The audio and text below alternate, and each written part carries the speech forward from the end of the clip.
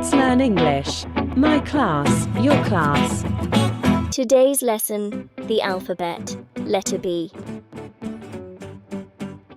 B is for book.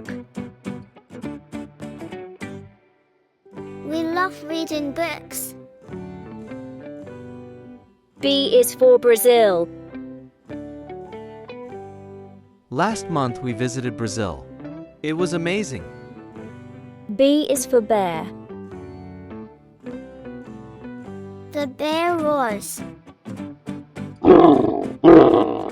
B is for baby.